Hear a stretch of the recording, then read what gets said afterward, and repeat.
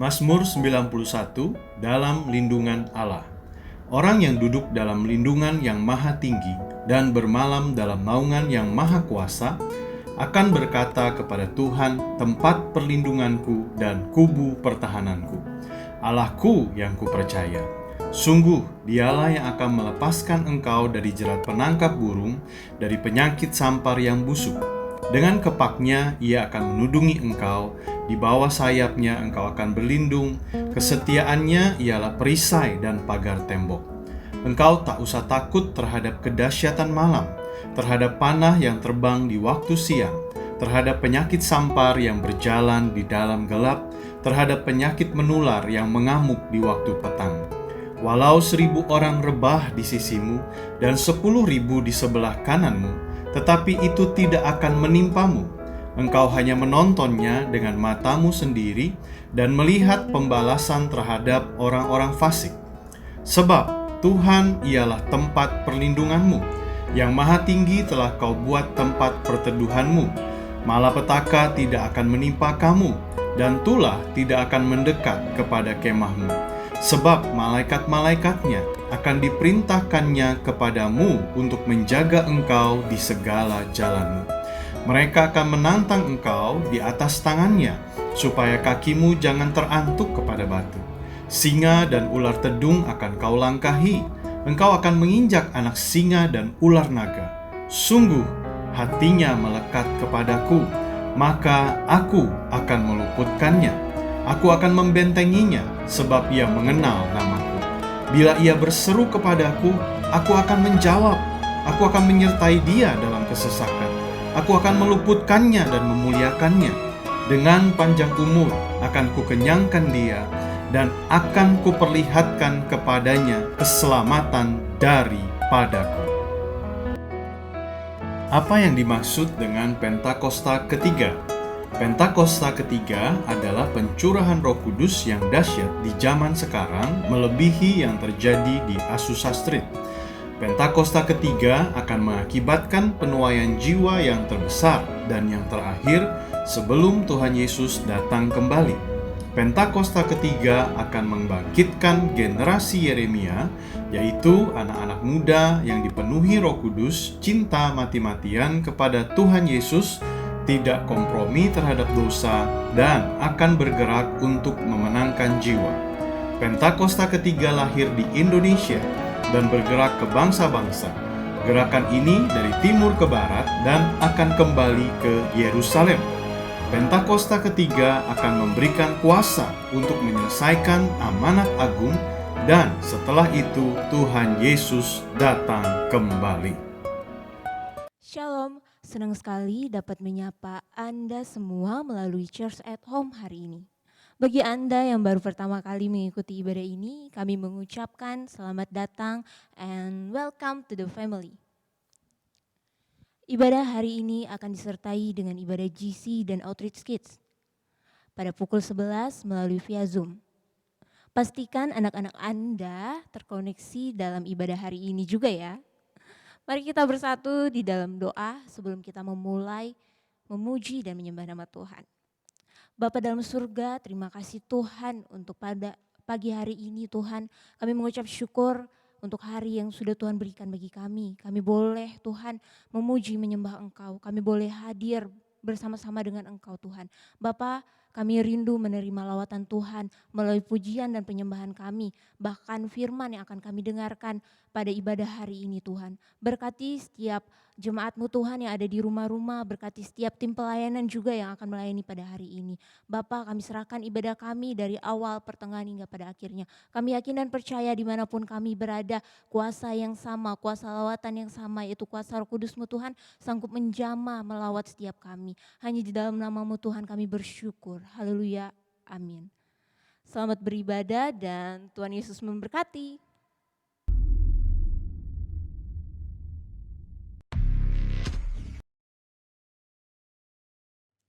Happy Sunday semuanya, saya berdoa roh kita tetap menyala-nyala pada masa ini.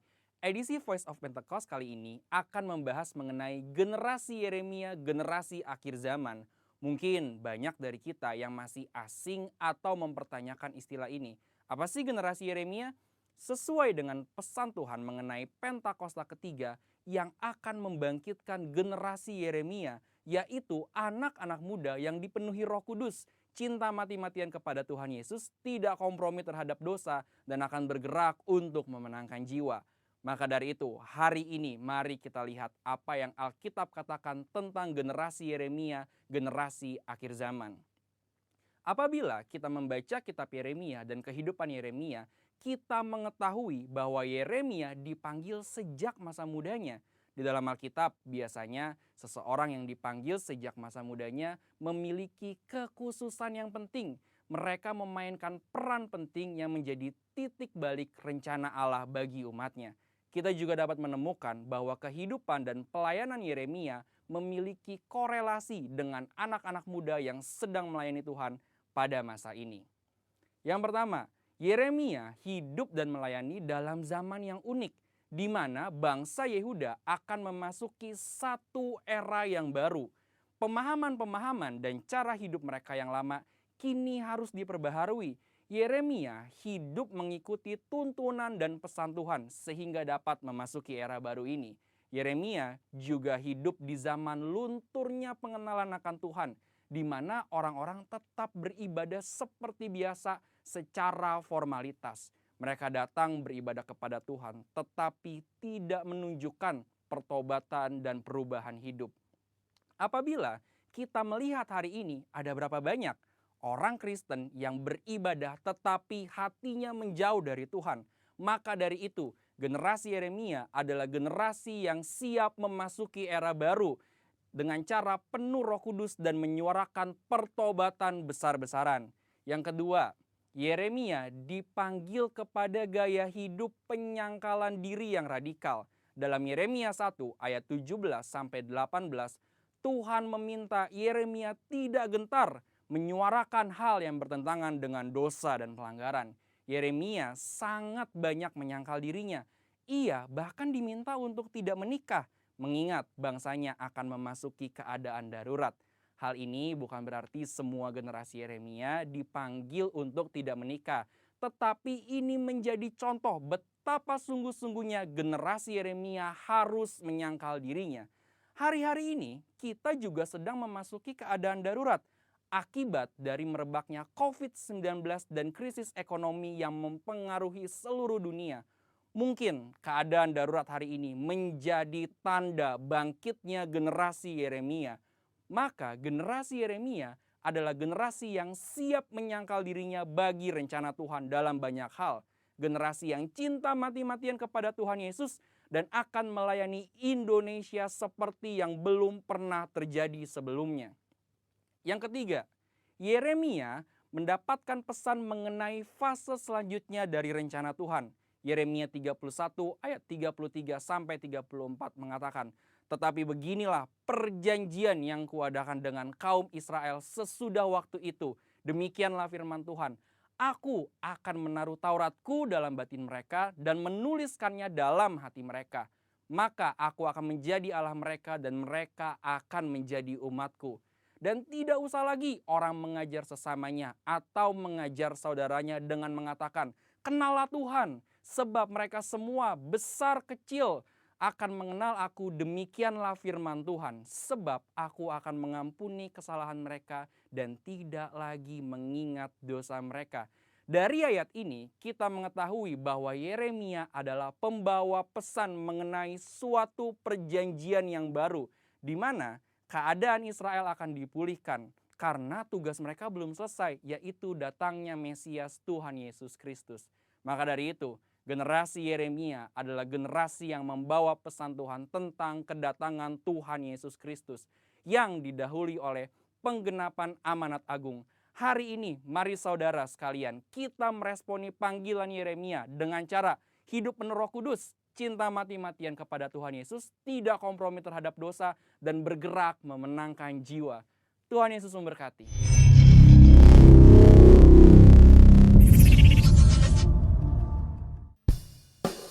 Shalom saudara-saudara, sebab Mazmur 20 berkata, mari kita bersorak-sorai tentang kemenangan Tuhan. Mari kita bersukacita bersama-sama, amin. Mari sama-sama kita bertepuk tangan.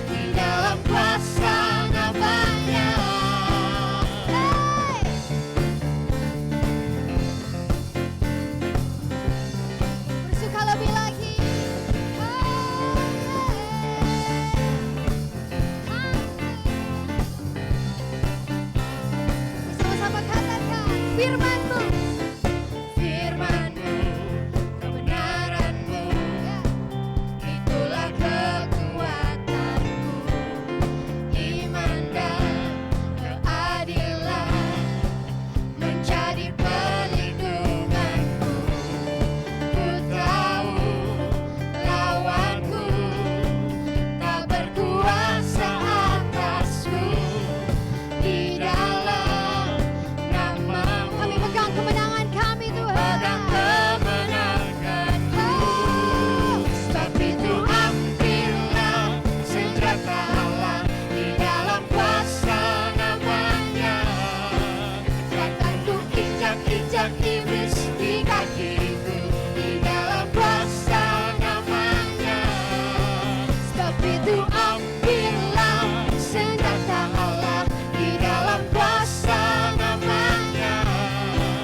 Takkan ku injak-injak iblis di kakiku, di dalam kuasa.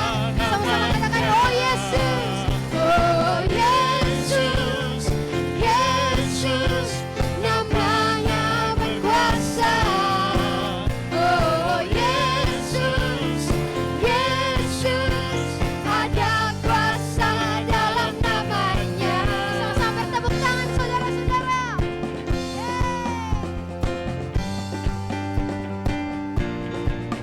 Suka dalam hadirat-Mu Tuhan. Suka ada kemenangan, ada pemulihan.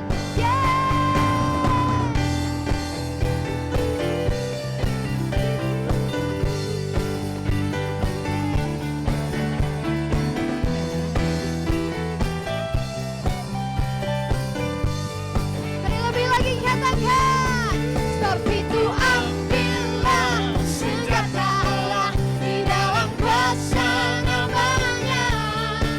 Takkan ku injak-injak iblis di kakiku, di dalam kuasa nama-Nya. Sebab itu ambillah senjata Allah, di dalam kuasa nama-Nya. Takkan ku injak-injak iblis di dalam kuasa nama-Nya. Oh Yesus, oh Yesus, Yesus, namanya berkuasa.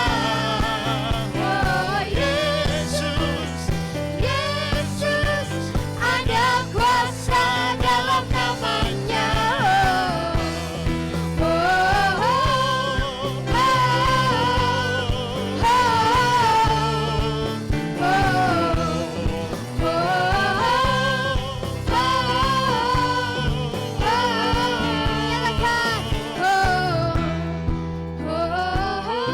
Kami menyanyikan nyanyian kemenangan kami, Tuhan.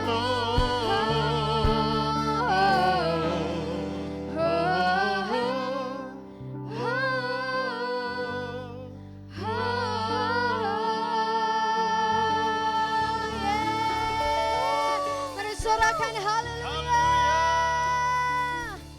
Bagi kamu anak-anak muda, kami mengajak kamu untuk mengikuti Outreach at Home setiap hari Sabtu pukul 4 sore dan live talk setiap hari Kamis pukul 7 malam melalui Instagram. Pastikan kamu semua bisa tergabung dalam rangkaian ibadah Outreach at Home setiap minggunya ya. Minggu ini adalah Minggu Core. Bagi Anda yang belum tergabung di dalam Core, Anda dapat mengikuti setiap informasi yang tertera di Instagram @gbhouseofjoy atau Anda dapat menghubungi nomor yang tertera di layar Anda. Tiba saatnya kita akan memberi yang terbaik melalui persembahan dan persepuluhan.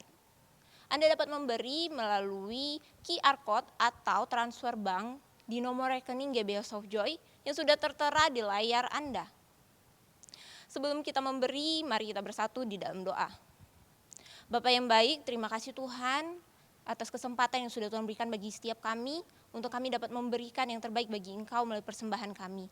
Tuhan, kami memberi karena kami mengasihi Engkau. Berkati setiap tangan-tangan Tuhan yang berpartisipasi Tuhan untuk memberi yang terbaik ya Bapak. Bahkan Tuhan berkati yang belum sempat juga ya Bapak. Tuhan, kami yakin dan percaya bahwa setiap pemberian kami didasarkan atas hati kami mengasihi Engkau ya Bapa. Terima kasih Tuhan, kami dengan sukacita kami mau memberi ya Bapa. Haleluya, amin. Selamat memberi, Tuhan Yesus memberkati. Terima kasih Tuhan, Engkau luar biasa Tuhan. Terima kasih buat kemenangan yang sudah menjadi bagian dalam setiap kami Tuhan. Terima kasih Tuhan untuk kuasa-Mu, pengorbanan-Mu kepada setiap kami. Memampukan setiap kami berjalan melangkah Tuhan dalam kemenangan dalam setiap hidup kami Tuhan. Terima kasih Bapak, saat ini Tuhan kami membuka hati kami lebih lagi Tuhan. Biar Roh Kudus bekerja dalam setiap hati kami lebih lagi, berbicara, beracara dalam pujian penyembahan kami Tuhan. Biarlah bukan sebuah momen yang biasa-biasa aja Tuhan, bukan sebuah rutinitas saja Tuhan. Biarlah Bapa saat ini kami boleh berjumpa dengan Engkau Tuhan. Buka hati kami lebih dan lebih lagi Tuhan Yesus. Terima kasih.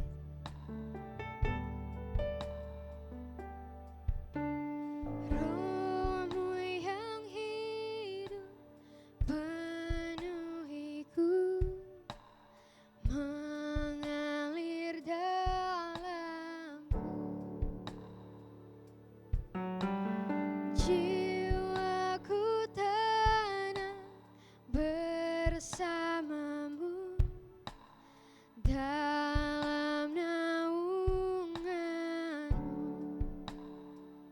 Ku buka hati untuk jamahanmu, berserah penuh di hadiratmu.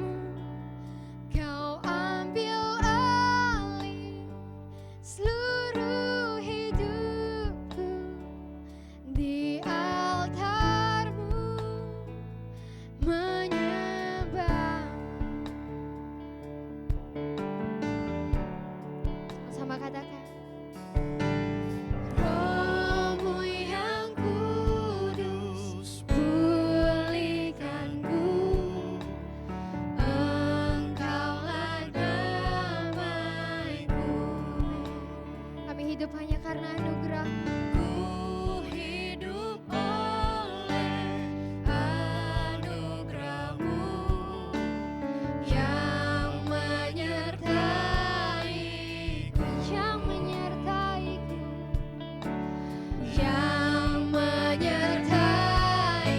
Angkat kedua tanganmu, katakan, ku buka hati untuk jamahanmu, berserah penuh di hadiratmu. Kau ambil alih seluruh hidupku, di altarmu kami buka hati kami. Ku buka hati untuk jamahanmu, berserah penuh di hadiratmu. Kau ambil alih seluruh hidupku, di altarmu menyembahmu. Roh-Mu yang kudus, Roh-Mu yang kudus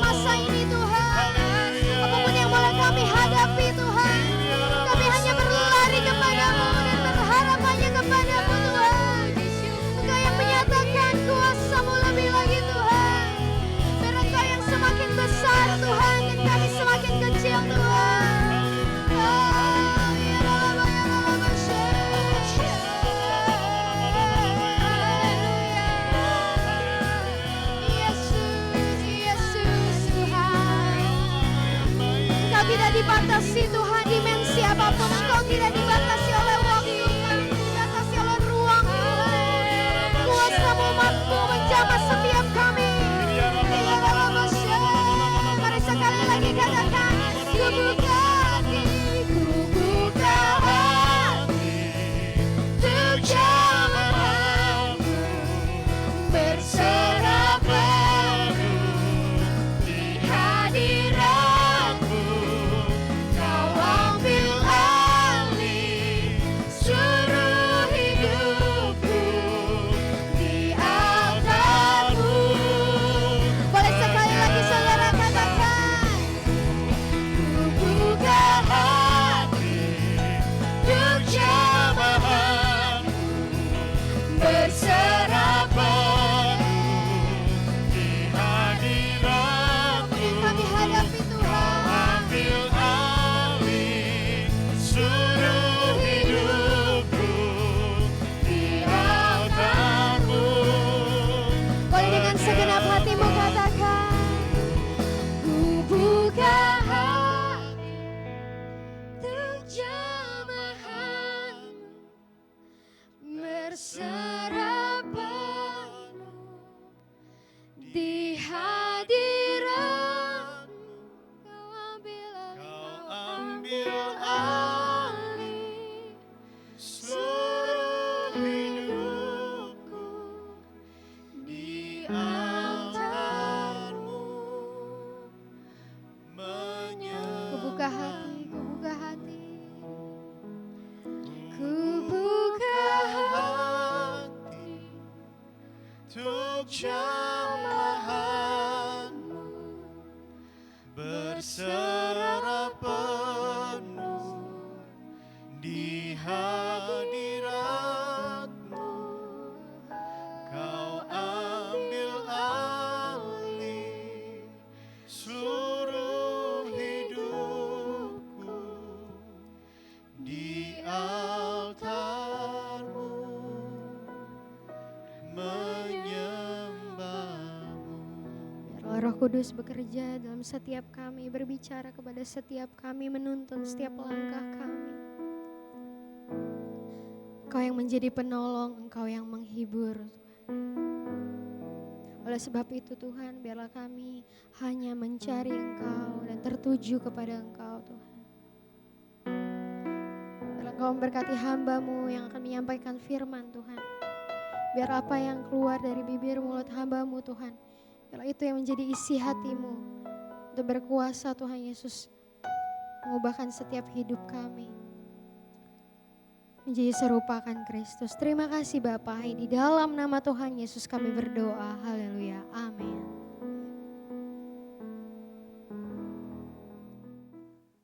Shalom semuanya, senang bersama dengan kembali di dalam ibadah raya Jemaat GBI House of Joy.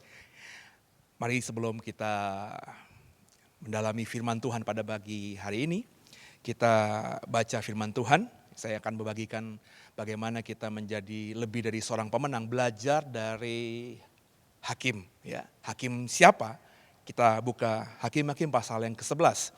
Kita akan membaca dari ayat yang pertama, ayat yang ke-12 sampai dengan ayat yang ke-14 saja. Hakim-Hakim 11 ayat yang pertama sampai dengan ayat yang ketiga terlebih dahulu kita baca ya. Saya baca buat saudara. Perikopnya diberi judul Yefta dan Gilead. Adapun Yefta orang Gilead adalah seorang pahlawan yang gagah perkasa. Tetapi ia anak seorang perempuan sundal, ayah Yefta ialah Gilead. Juga istri Gilead melahirkan anak-anak lelaki baginya. Setelah besar anak-anak istrinya ini, maka mereka mengusir Yefta, katanya kepadanya, Engkau tidak mendapat milik pusaka dalam keluarga kami, sebab engkau anak dari perempuan lain. Maka larilah Yefta dari saudara-saudaranya itu dan diam di tanah Top. Di sana berkumpullah kepadanya petualang-petualang yang pergi merampok bersama-sama dengan dia. Hari ini kita belajar dari Yefta, saudara. Kalau kita mempelajari ayat 1, ayat 3 tadi, siapa Yefta, mestinya kita harus belajar mengucap syukur kepada Tuhan. Sebab hakim yang namanya Yefta ini memiliki latar belakang yang sama sekali tidak baik. Dikatakan Alkitab tadi dia adalah anak dari perempuan sundal. Dia punya bapak yang punya istri resmi gitu ya. Kemudian si bapak ini bermain dengan perempuan sundal. Bahasa sekarang pelacur saudara. Maka lahirlah Yefta anak dari bukan sebuah perkawinan atau pernikahan yang dalam Tuhan tentunya. Dia menjadi anak haram dalam konteks saat itu. Inilah Yefta saudara. Bukan itu saja kalau kita membaca Alkitab tadi, pasal 11 ayat 1-3. Yefta ini ketika akhirnya sudah dewasa, dia diusir sama saudara-saudaranya. Saudara-saudaranya tadi dikatakan, kamu bukan bagian dari kami, karena kamu lahir dari perempuan lain. Bahasa konteks tepatnya perempuan pelacur yang tidak mendapat hak waris sama sekali. Kamu bukan waris atau hak waris dari bapak kami. Kamu bukan anak Gilead. Secara lahir iya, tapi secara warisan kamu tidak mendapatkan hak atas tanah dari papa kami ini. Maka diusirlah Yefta itu saudara. Yefta diusir, kemudian Yefta Alkitab katakan di ayat 3 tadi lari ke sebuah kota atau sebuah daerah yang namanya Top. Di sana dikatakan di ayat 3, berkumpullah kepadanya. Orang-orang datang kepadanya. Yang datang kepada Yefta bukan orang hebat, bukan orang kaya, bukan aristokrat, bukan orang yang terpelajar, tapi petualang-petualang. Dalam konteks bahasa aslinya itu perampok-perampok saudara. Orang-orang preman-preman jalanan. Orang-orang yang hopeless, orang-orang yang tidak punya kehidupan yang matang. Kemudian datang kepada Yefta. Jadi dari ayat 1 sampai ayat 3 kita tahu siapa Yefta. Yefta adalah anak pelacur, anak haram. Kemudian dia tidak dianggap oleh keluarganya, diusir dari tanah milik bapaknya. Kemudian yang ketiga, Yefta adalah kepala preman gitu ya, kepala geng saudara. Kepala perompak. Dari sudut pandang apapun saudara, kita bisa melihat status Yefta ini sangat tidak baik. Saya nggak tahu bagaimana saudara, apa latar belakangmu. Tapi mungkin beberapa yang lihat program ini ada yang berkata, saya juga anak haram gitu ya. Tapi mungkin saja meskipun kau anak dari perempuan lain, dari bapakmu itu, tapi kau masih diterima oleh lingkungan keluarga besarmu. Mungkin juga kau pasti punya pekerjaan, punya keluarga inti, suami istri yang sekarang ini baik kondisinya. Tapi tidak dengan Yefta ini saudara. Yefta adalah orang yang punya latar belakang buruk. Dan menariknya orang seperti inilah yang Tuhan pakai menjadi seorang hakim. Menjadi seorang pembebas. Menjadi seorang penebus bagi Israel dalam konteks zaman itu. Nah kekasih Tuhan, biji mata Tuhan. Hari-hari ini kita hidup dalam situasi yang tak menentu. Ya, situasi ekonomi akan semakin sulit. Ya, kehidupan kita akan semakin sulit. Kita akan susah untuk bisa keluar dari rumah, mengingat yang positif karena COVID ini di Indonesia semakin tinggi.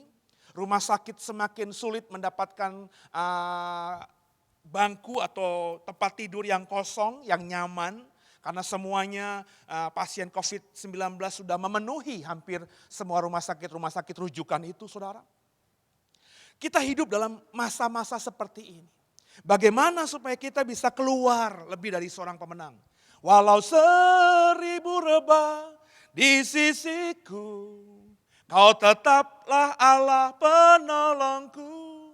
Walau 10.000 rebah di kananku, takkan ku goyah, sebab Yesus sertaku. Semua tahu lagu itu, semua mengimani lagu itu. Tapi bagaimana, how come kita bisa terus memegang Yesus? Hidup dalam Tuhan itu saudara.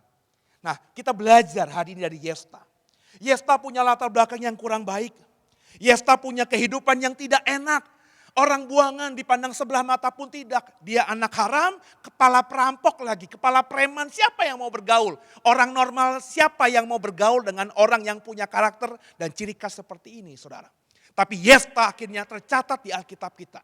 Menjadi superhero, menjadi pahlawannya Tuhan. Menjadi hakim dalam konteks perjanjian lama. Hakim itu bukan cuma mengadili, tapi menjadi juru selamat yang menolong orang-orang Israel dalam himpitan sebelum zaman raja-raja muncul saudara. Nah kita pelajari dari Yefta ini. Apa yang bisa kita terapkan dalam kehidupan kita di 2020 menghadapi situasi yang seperti ini. Yuk sama-sama kita buka. Apa yang bisa kita pelajari dari Yefta? Kita baca sekarang ini ayat yang ke-11 saudara. Saya baca buat saudara ayat yang ke-11 dari Hakim-Hakim pasal 11 itu. 3, 1 ya. Maka Yefta ikut dengan para tua-tua Gilead. Lalu bangsa itu mengangkat dia menjadi kepala dan panglima mereka. Tapi Yefta membawa seluruh perkaranya itu ke hadapan Tuhan di Mizpah. Nah saudara, ayat 11 ini gak muncul begitu saja, ada latar belakangnya. Kalau Bapak Ibu nanti membaca di rumah setelah habis ibadah ini, lihat Hakim-Hakim pasal 10. Itu musuh Israel saudara, yakni Bani Amon yang mau memerangi Israel. Itu sedang membuat kemah saudara. Dengan pasukannya Bani Amon membuat kemah di mana? Di tanah Gilead, dekat dengan tanah Gilead. Dekat dengan kampung halamannya si Yefta ini. Yefta kan sudah diusir sama saudara-saudaranya. Jadi orang-orang di Gilead ini yang notabene adalah orang-orang yang punya darah yang sama. Darahnya Gilead itu mulai terganggu. Kenapa? Karena mereka adalah orang Israel, tapi musuh mereka Bani Amon tinggal atau berkemah di sekitar mereka. Maka orang-orang Gilead ini bertanya, siapa yang dari kita mau mengangkat panji untuk memerangi Bani Amon, maka orang ini akan menjadi pemimpin atas kita semuanya. Tapi orang-orang Gilead gak ada yang takut, gak ada yang mau. Semuanya takut dengan Bani Amon. Karena saat itu dalam konteks Hakim-Hakim pasal 10-11. Bani Amon itu negara yang adikuasa. Yang pasukannya itu ditakuti saudara. Maka gak ada penduduk Gilead yang maju. Kemudian tua-tua Gilead begini, kita gak ada nih yang berani untuk memimpin peperangan melawan Bani Amon. Tapi ingat gak, di antara kita, aku dengar gitu ya, ada bagian kita yang sekarang ini menjadi kepala preman gitu. Kepala perampok, namanya Yefta. Anak dari bapak kita juga Gilead. Coba deh cari. Maka tua-tua dari Gilead ini mengutus untuk menemui Yefta. Ya, kemudian berkata kepada Yefta gini, kata tua-tua kami di Gilead, di kampung halaman kita, kalau kamu nanti mau memimpin peperangan melawan Bani Amon, maka kamu akan menjadi raja atas kami. Saudara, yang kita pelajari dari Yefta adalah apa? Yefta ini mengambil peluang. Bapak Ibu, hari ini di 2020 gara-gara COVID-19 semuanya down, semuanya mengalami resesi. Tapi dengarkan saya, dirimu berharga bagi Allah. Tiada yang tak berkenan di hadapannya. Tuhan tuh gak biarkan kita sampai tergeletak saudara. Sebab saudara lebih jimatanya Tuhan. Maka dengarkan saya, meskipun situasi dunia sedang terpuruk, tapi Tuhan selalu memberikan jalan keluar bagi kita. Peluang-peluang Tuhan berikan kepada kita. Bapak Ibu lagi main YouTube hari ini. Bapak Ibu lagi lihat sosmed hari ini. Bapak Ibu lebih fokus kepada Netflix hari ini gitu. Karena di rumah saja. Coba jangan jadi penonton semata. Coba jangan-jangan saudara Tuhan sedang bicara kepada kita. Daripada lo lihat YouTube yang gak jelas itu. Coba dong ambil peluang ini. Saya nggak tahu apa yang sedang Tuhan bicarakan kepada saudara hari-hari ini.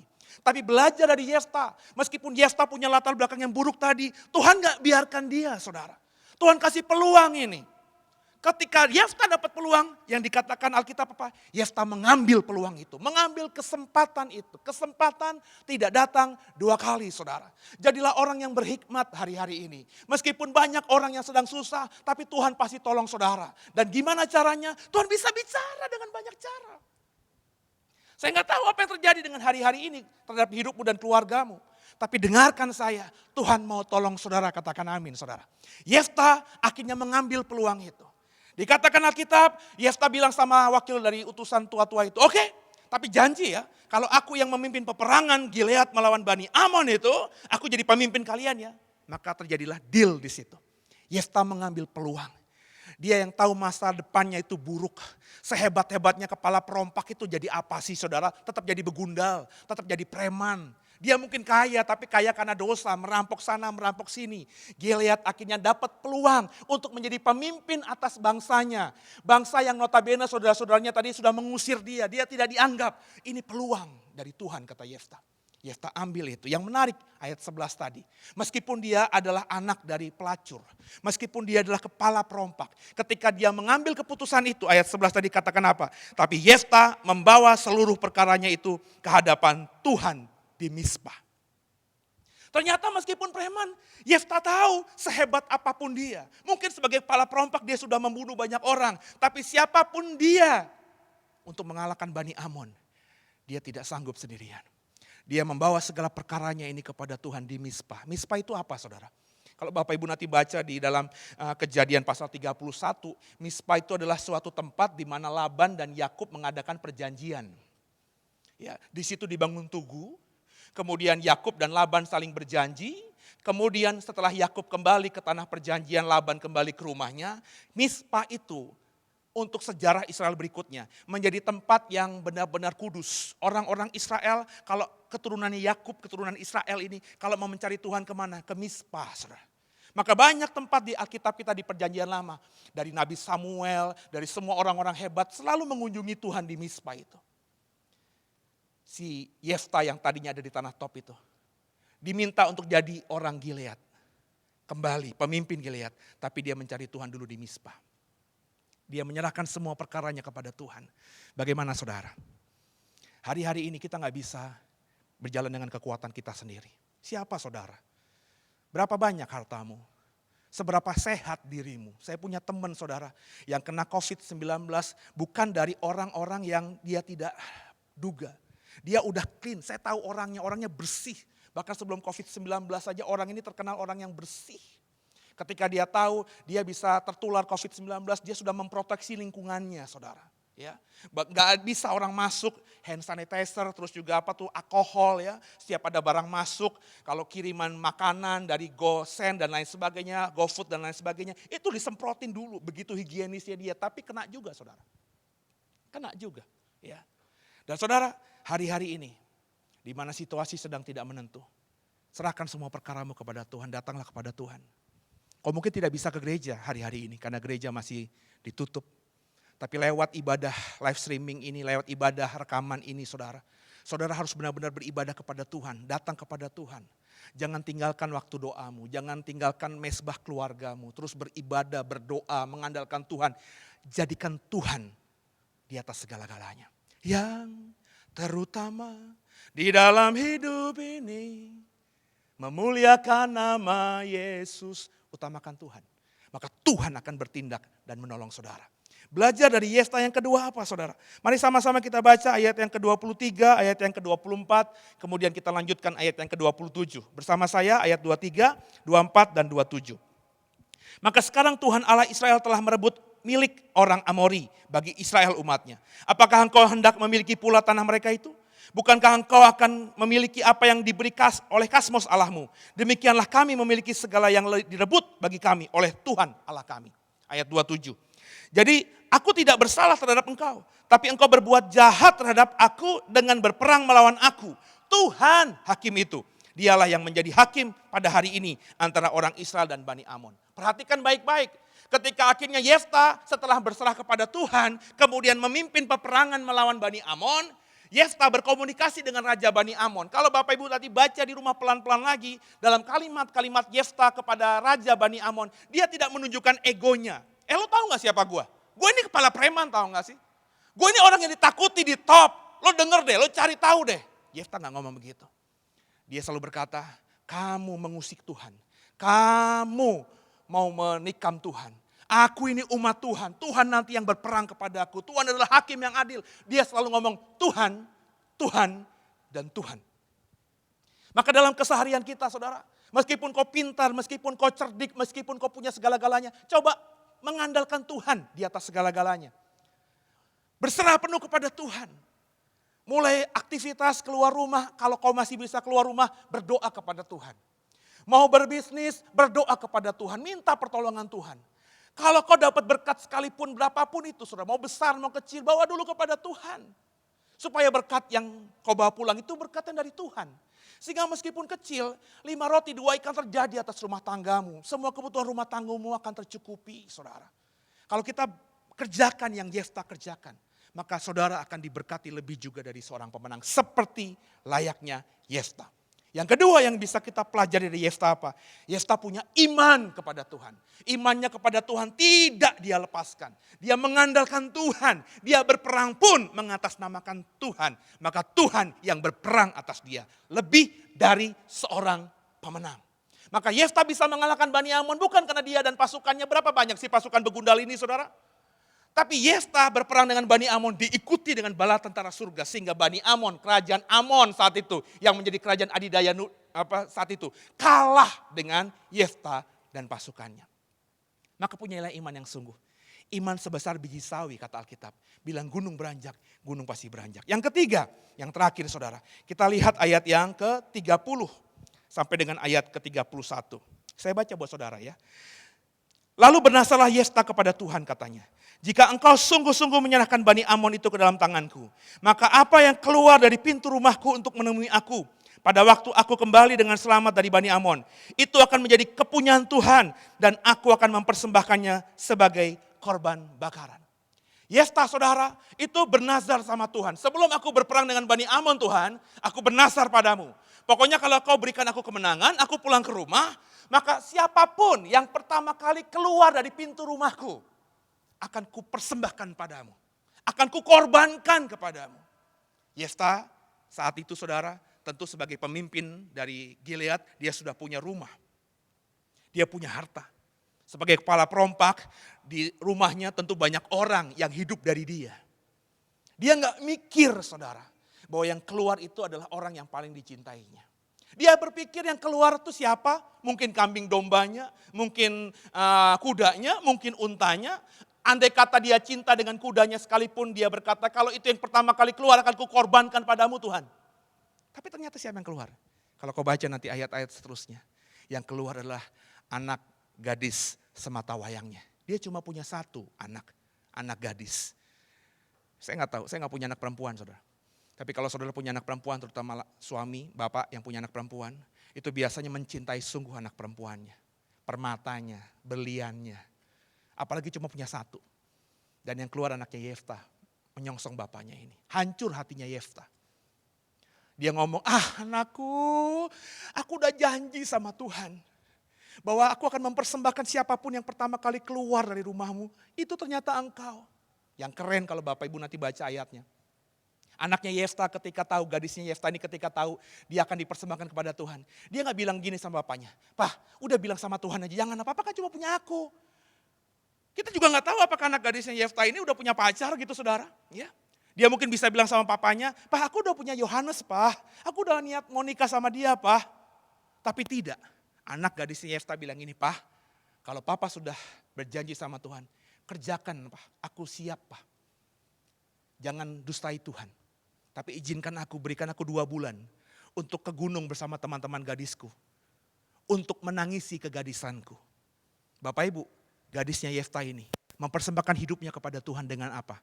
Dengan tidak menikah dengan laki-laki manapun sampai matinya. Itu akhirnya dirayakan oleh orang-orang Israel saudara setiap tahunnya. Merayakan bahwa ada kisah di masa lalu. Bahwa bapak bernazar sama Tuhan, berjanji sama Tuhan, digenapi. Dan anak gadisnya ini juga rela menjadi objek agar bapaknya ini bisa menggenapi janjinya kepada Tuhan. Yang kita pelajari dari Yefta apa? Meskipun dia preman, mungkin tak berpendidikan. Tapi ucapannya dengan tindakannya konsisten. Kekasih Tuhan, biji mata Tuhan. Belajar hari ini dari Yefta. Bagaimana dia bisa lebih dari seorang pemenang. Tentu saya yakin semua yang ikuti ibadah ini kepengen gitu, keluar dari masalah yang berat ini. Hari ini saya mengajar apa kata Alkitab, contohlah Yefta. Jangan lihat lagi latar belakangmu, mungkin latar belakangmu buruk. Jangan anggap itu lagi, ketika kau bertobat yang hitam sudah menjadi putih. Maka hiduplah sekarang ini seperti Yefta. Apa itu? Datang kepada Tuhan. Datang kepada Tuhan, berserah, menyerahkan hidupmu kepada Tuhan. Pakailah aku Tuhan sesuka-sukamu. Ketika kita kerjakan itu, yang kedua yang harus kita kerjakan apa? Punyailah iman, jangan goyah. Ketika kita sudah beriman kepada Tuhan, maka yang lainnya itu harus kau tempatkan di bawah Tuhan. Baik itu pekerjaan, suami, istri, termasuk dengarkan saya, pelayananmu. Sebab banyak orang hari-hari ini melayani Tuhan, tapi sebenarnya itu dijadikannya sebagai ajang pekerjaannya. Bukan untuk menyenangkan Tuhan. Punyailah iman yang penuh kepada Tuhan. Yang ketiga, jadilah orang yang konsisten. Ya di atas ya, tidak di atas tidak. Jika kau ya, maka katakan ya. Jangan bersumpah demi apapun. Baik demi langit maupun demi bumi, kata Alkitab. Belajarlah jadi orang yang kalau sudah ngomong ya, ya. Hari ini, atau kemarin saya sedang merayakan hari jadi pernikahan. Hari ini istri saya menikah. Saya ingat 15 tahun lalu di mimbar, saya berkata kepada Tuhan, saya mencintai istri saya. Hanya kematian dari Tuhan yang memisahkan cinta kita. Saya pertahankan sungguh. Saya jaga sungguh. Saya berusaha mati-matian sungguh. Dengan kondisi seperti ini, apakah saya tidak punya kemampuan mencari perempuan lain? Bagi saya gampang. Tapi tidak saya kerjakan. Kenapa?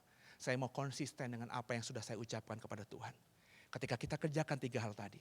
Seperti Yefta, dari nobody menjadi somebody. Dari orang yang bukan apa-apa. Dari zero menjadi hero. Maka saudara akan mengalami Tuhan. Mengalami lawatan Tuhan. Maka kerjakan yang Yefta kerjakan.